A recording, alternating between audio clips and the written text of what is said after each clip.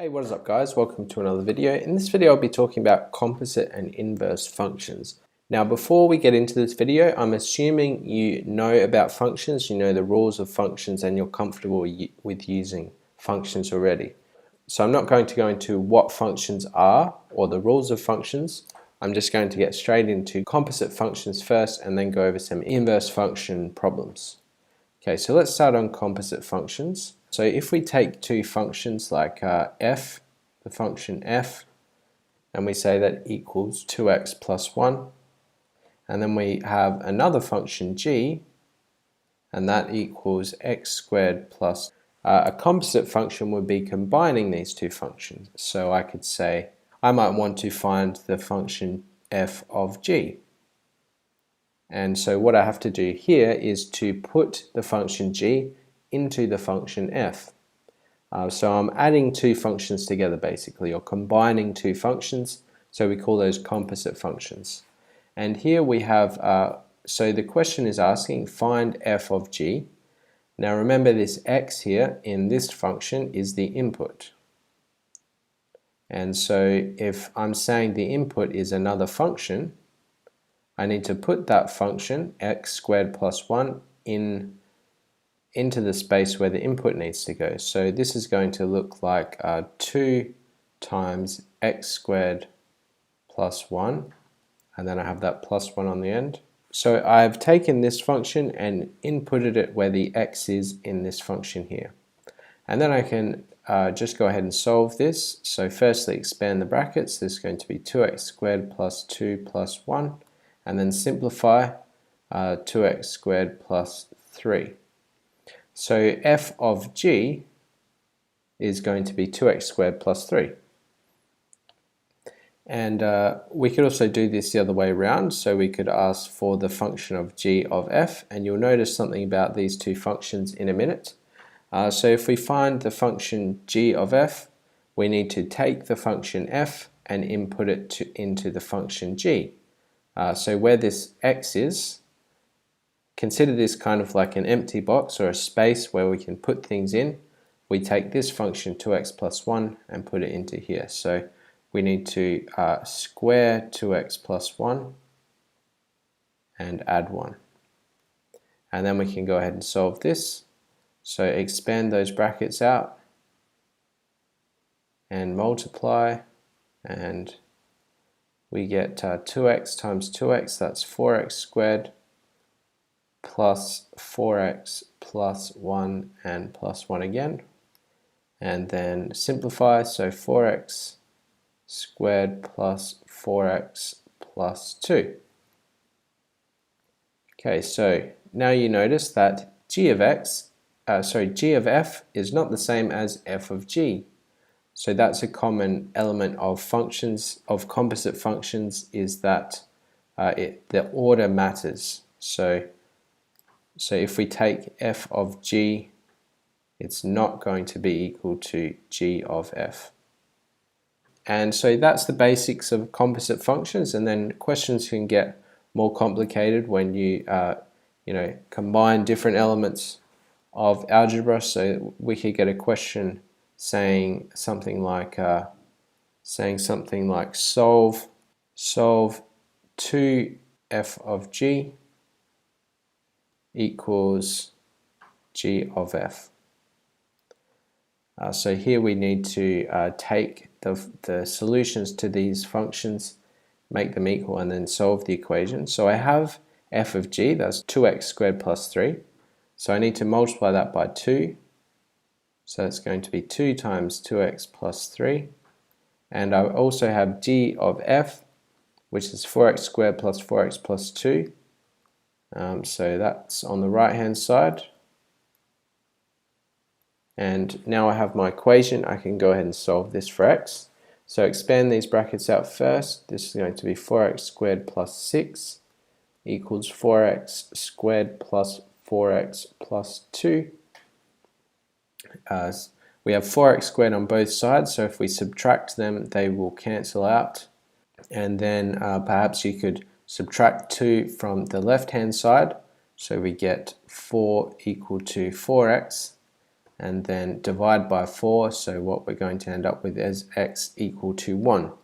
And if you want to check that, substitute that into the original equation and you would find that that's the answer.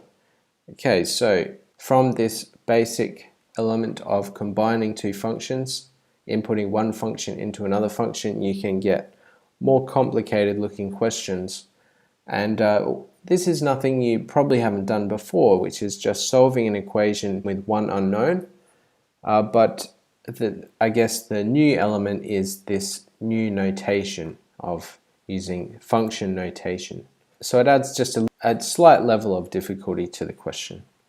Okay, so now I want to go on and talk about inverse functions. So you can be given a function such as f of x, or f equals 1 over x, and then you might want to find the inverse of that. So we typically write that as f to the minus 1, which stands for f inverse. And so the first thing we need to do is we say that let f equal y, because the idea of an inverse is that we can take the output and find the input. Now when we're talking about a typical function, that gives us the output given any input, and what the inverse function does is gives us the input given any output. So first thing we do is we let f of x equal y, in other words the output. So we can say y equals 1 on x and rearrange to get x by itself. So in this case we'll multiply this side by x, so xy equals 1, and then divide by y, so x equals 1 on y.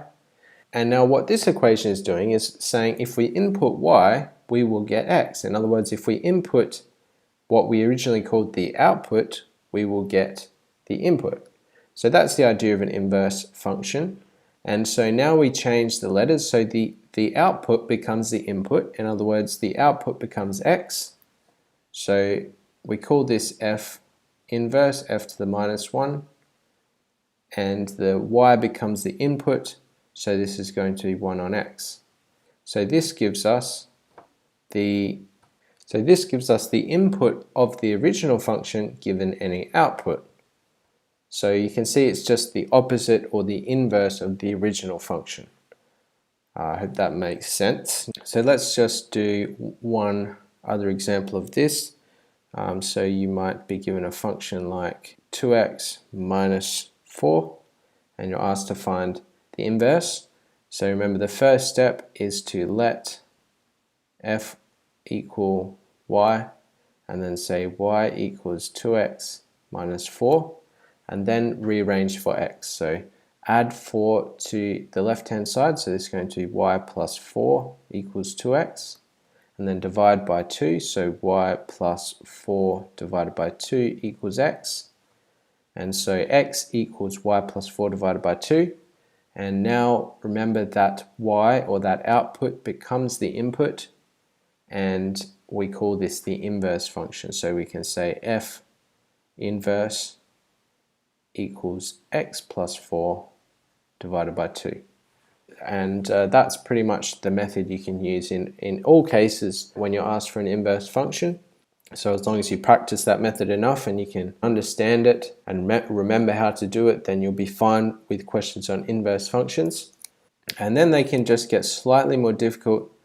So you can get questions such as this one, where you're given f, which is 4x plus 5, and they ask you to prove that f of f inverse equals x. So this is asking you to first find the inverse function and then input that into the original function. So the first thing we have to do is to find the inverse function, and remember that means letting f equal y, and so we can say y equals 4x plus 5, and then rearrange to get x by itself, so this is going to be y minus 5 on 4 equals x, so subtract that 5, divide by 4, and then therefore f inverse equals x minus 5 divided by 4. And now we want f of f inverse. So we take this function and input that into the original function.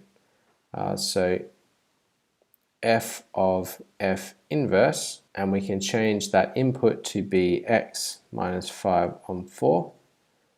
And this is going to be 4 times x minus 5 on 4 plus 5. And now we just need to simplify this right hand side. So 4 multiplied by this fraction, well, the 4 divided by 4 is just 1, so we can cancel those 4's out. And on the next line we are just left with x minus 5 plus 5. Well, minus 5 plus 5, that's 0. So we're just left with x. And so therefore we can say f of f inverse equals x. So we've proven what they've asked us to prove. And lastly, you can get questions such as this one. So it might say find g given g equals mx plus c and the function f equals 2x plus 3 and f of g equals 6x plus 7. Okay, so this is saying that the function g must be a straight line. Remember, this is the general equation of a straight line, mx plus c. And we're given a new function, f, and we're told that when we input the function g into f, we get 6x plus 7. So in order to find the function g, we can input this general equation into f. So we can say that f of g will be 2 times mx plus c plus 3. So I've taken this here and inputted it into f of x, where the x is. Right, so I've got 2 times mx plus c plus 3. And then start to simplify this. So this is going to be 2mx plus 2c plus 3. And we're also told that f of g equals 6x plus 7. So I have an expression here for f of g, which I can make equivalent to this expression up here. Now in this expression, 2mx will be equivalent to 6x. So therefore I can say that 2m equals 6. Right? So this coefficient of x must equal this coefficient of x, because these are the same functions, f of g. So that allows me to say that m equals 3. Also, 2c plus 3 must equal 7. So that allows me to solve for c. So 2c equals 4. So c must equal 2. And so I have m, I have c. So therefore I can say that g will equal 3x plus 2 for my final answer. Okay, so that are the general types of questions you get in terms of composite and inverse functions. I'll leave some practice problems in the description. In GCSEs, if you understand these basics of inputting a function into another function and this method of finding inverse functions, then you should be fine with this topic. Let me know if you have any further questions. If I missed anything out, let me know in the comments. Leave a like if you appreciated this video, and I'll see you in the next one. Bye for now.